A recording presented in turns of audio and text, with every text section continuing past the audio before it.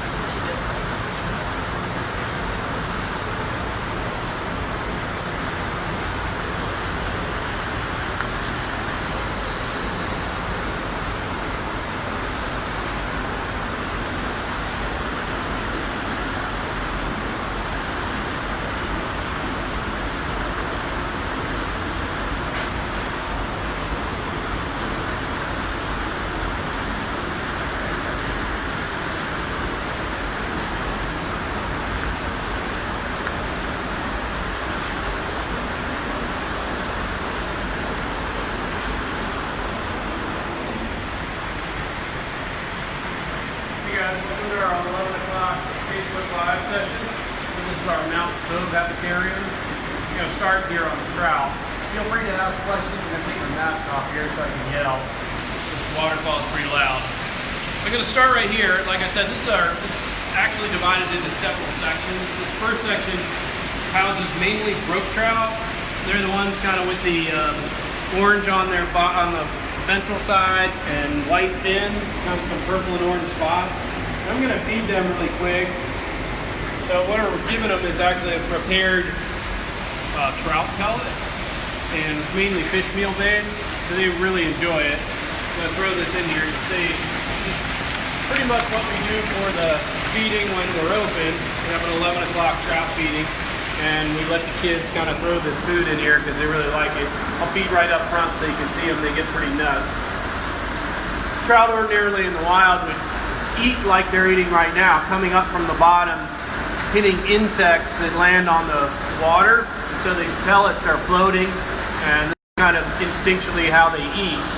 They also eat worms and crayfish and salamanders and other things like that. So brook trout are our state fish. They're actually the slowest growing of the 3 species in Virginia. We have a question about that actually. Gina would like to know, how big do they get? The brook trout don't get very big in the wild. You wouldn't see one. A large brook trout would be maybe over a foot, a couple pounds or so. A really trophy-sized one would be about 18 to 20 inches, so they'd be maybe 4 pounds. I know the record's much larger than that, but that's probably a hatchery fish. Wild brook trout are much smaller in general and grow much slower. They have their growing season is essentially aligned with the insects. So when insects start coming out, they can feed, and then when the insects go away, they don't. So they're largely a cold water species, and throughout their range, their growth is directly related to how warm the water is. So I'm going to keep going down this way. So they just eat indefinitely if I fed them, just so you know. And you can probably see why you should not put your fingers in the tank when you're here. I'm going to walk down. There's a partition right here with what's called a skimmer. It's a flow-through area where we have a pump pulling water through and creating a current in the stream. With all the fish in this area. You got another question? Yeah, we have another question about the trout. Well, 2 questions. One is, how often do we feed them? And the other is, what are their predators? We feed them as a public feeding every other day. We try and feed them something every day. we give them, they have a much more varied diet in the wild, so we give them pellets. But like I said, they don't have to hunt for food in here, so we don't want to, it's easy to overfeed a captive fish, so we try and limit their diet, but the aquarium staff keeps an eye on their body condition, seeing if they're getting, you know, obese or not. Their predators would be osprey, trout feed on each other. When trout spawn, they'll eat each other's babies. Larger trout will eat smaller trout. So a lot of things when they're small, like I said, with brook trout way up in the mountains, you can see maybe 3 or 4 inch trout in very small pools. Any kind of bird would eat them. They get eaten by turtle, snakes, all kinds of stuff. And humans, of course. Humans trout are a very popular species, all 3 of them, as a game fish. So I'm going to go ahead and feed them. This is what trout would also be feeding on, is some of these small fish in here. This is our version of a mountain stream. So I'm going to give them mysis. I'm going to pour it right in front of the camera so you can see it. They're actually little teeny shrimp, and all the fish will come out. So they do what they would do in the wild, is face the current and eat food that washes down in front of them. But I'm also going to give them some fish flakes, which are a little bit more complete nutrition.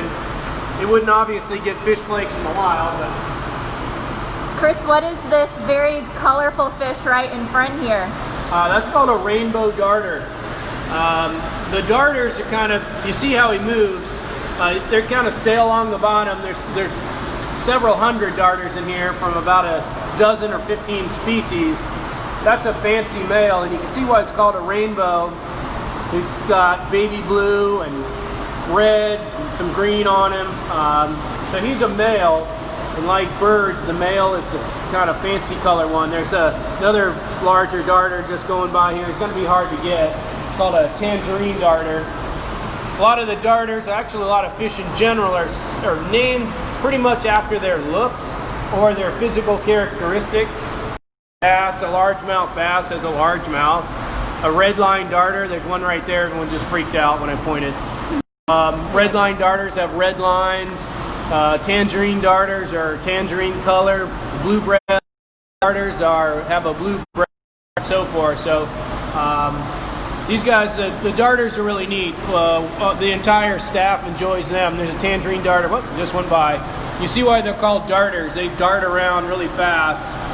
So they're kind of hard to catch, hard to see, but they're very beautiful. As you can see, they're probably as pretty as any aquarium fish. So I'm going to keep moving on down here. I'm going to dump some more food in there. They've already been fed. I'm pretty much feeding them just so you guys can see them. We're going to keep moving down this way. We have a question. Yeah, go ahead. What is their range? Well, it depends on the species. Most darters are kind of essentially Tennessee northern, but there are a lot of darters that are southern darters. There's more type swamp darters and Alabama darters. So it depends on the species. A lot of these guys in Virginia are Tennessee drainage, meaning they're kind of in rivers that flow into Tennessee and eventually into the Mississippi. There's some that are New River drainage. So some of these species are kind of isolated to specific river drainages, but most in the Tennessee drainages that flows kind of southeastern Virginia down near Bristol, Holston River, Clinch River, flow down into Tennessee. You'll see almost all of these species, a few like the candy darter, but these darters they've been around a long time, and they have a tendency to kind of specialize and isolate in geographical areas, which is pretty neat. So we're going to keep going down to the other trout. One last question about the darters. Which one's your favorite? Which one's my favorite? Yeah. I wonder if someone that works here asked that. That one's tough. I like that Tangerine Darter that you're looking at right there. They have a lot of personality. They're really smart. You can see he's checking out the camera. It's hard to say. Candy darters, if you guys look them up online, they're just absolutely beautiful, especially if you kind of go snorkeling in the wild. But some of these, there's a rainbow darter up there on the rocks. They're really neat too. They all have a lot of personality, and they're all pretty smart. So we're going to go over and feed the rest of the trout. This is another section here. You see, there's a big, this is a brown trout, several brown trout. They're going to come around. This is a male. See, his kind of jaw is hooked a little bit, and that does not have a hook jaw. So I'm going to feed him right in front of you. That one big belly's probably full of eggs. These guys too, you'll see, they're actually much larger than the brook trout. And they're pretty aggressive. Brown trout are much harder to, if you fish, they're much harder to catch in the wild because they're pretty smart and they're really wary. There's a rainbow trout or two in here, but not a whole lot. So I'm going to keep feeding them here. And you'll see these are kind of a much more powerful, larger fish. The brown trout are native to Europe and were imported in about the 1850s for the sport fish. Rainbows are native to the western part of the United States, and they were also brought over to the eastern seaboard as a sport fish. Both of them, since they do get larger, much larger actually, they outcompete the brook trout. And so we originally, the state, say Virginia in particular, originally stocked them, but now we're trying to pull them back out of some of these rivers like the Rapidan and Rose River to actually make the habitat more amenable to the brook trout, since again it's our state fish and they're getting kind of pushed out of their native range. Chris, you mentioned that there was a trout that has eggs in it. How do they breed? What's their breeding like? Well, I don't know if you can see it. It's going to be hard to tell on this camera, but these guys in the spring will dig out, the male will dig out a nest, and you probably are familiar with salmon. Salmon kind of go upstream and then dig out a nest. The female kind of comes and lays eggs, and the male fertilizes them. These guys do that. They don't necessarily migrate, but they will fan out a nest, which is called a redd, and make a shallow depression, stay over it, hope to attract the female. The female will kind of get in there and she'll lay eggs, and all the males will kind of jockey for position around her to fertilize the eggs. You'll see a couple of the brown trout. They're really beautiful here. So they'll dig a little depression, and then the eggs will float, kind of settle in the gravel, fertilize. They'll get into little larval.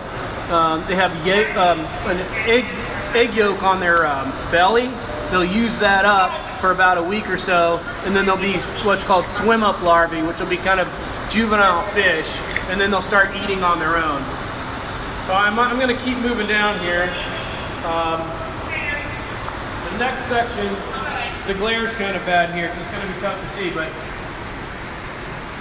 I'm going to start over here with these guys. That guy right there with the pretty scales is a carp. And he's very similar to the guys you see in here, which is called a quillback. And you see the quillback, because of their dorsal fin, has a kind of long quill. And I'm going to feed them. I'm going to give them some gel and some crayfish tail meat. And you'll see them come over. They're starting to get pretty amped up about it. Here comes the sucker, which is one of the staff favorites. He's coming around here. And so, let's see if you get some there. You see why it's called a sucker, because he's sucking up food off the bottom. It's the same way these quillback and the carp will feed as well. They'll just spend their day sifting through the gravel, like you see that if you've seen our sturgeon program. That's kind of how they do it too. So I got a question here. Someone would like to know, where do you get them from? These quillbacks we got from, and the sucker we got from the state. Virginia Department of Game and Inland Fisheries took us out to the upper James River and actually electroshocked them up, meaning they shocked up these fish, they floated up stunned, we netted them and then brought them back here. So they kind of have a pretty broad range. James River covers a lot of Virginia. You see them very much because people don't catch them. They're largely detritivores and herbivores. I'm going to try and feed the muskie here. The muskie are getting pretty excited over the feeding activity. They will not eat the gel, but they're going to eat smelt on tongs, and I'll show you that in a minute. You want to do this one or you want to do this one? Just take it off over here.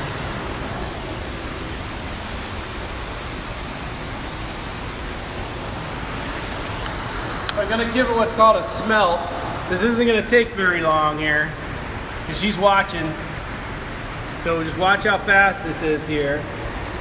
There you go. So it's already got the first one. I'm gonna try and make it last a little bit longer here. I'm gonna try and get her. Yep. Oh, there, one came from that side. So that's the thing about muskie is they're ambush predators. They're really fast and very strong. So they kind of come out of nowhere. There's another one. Let me try and get Hard to keep up with this camera. Yeah, I know. Here comes Big Mama here. We'll try and get her right in front of you. Being kind of finicky here. Oh. Always Okay. the one we're not pointed at. I'm sorry, guys.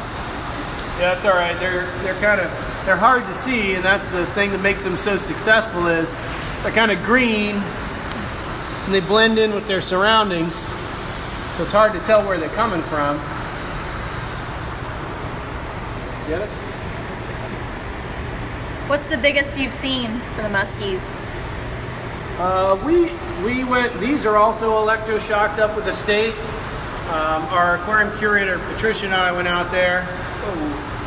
And there was a pretty big one. There's a picture of her with one about maybe 10 pounds larger than the one we call Big Mama back in the back there.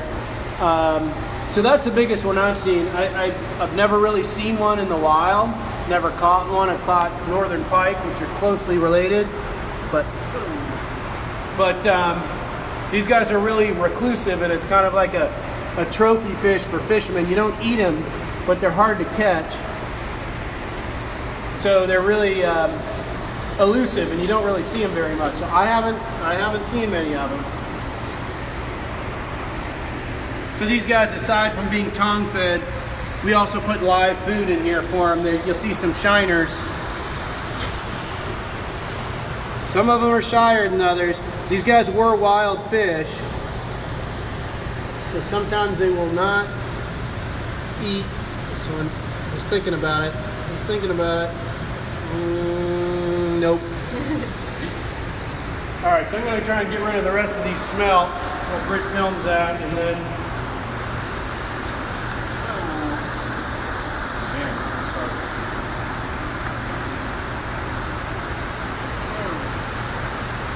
Okay, let me give you one more. I'll try and get you one right in front of the camera here. Oh. All right, guys. Well, join us tomorrow. We're going to be introducing you to our bats, which will be pretty neat. That'll be 11 o'clock in the morning tomorrow. Please check us out on Facebook, Twitter, Instagram, TikTok, and all our natural education series. So just go on the Facebook for our Earth Day kind of programming, and please consider donating to our emergency animal fund. It helps us feed all these animals while you guys aren't here. And when you come back, come by our 11 o'clock and you guys can help us feed these animals in here that you just saw. And the alternate days are the swamp over there, which you may have seen in the previous program. So thanks for joining us, and we'll see you next time.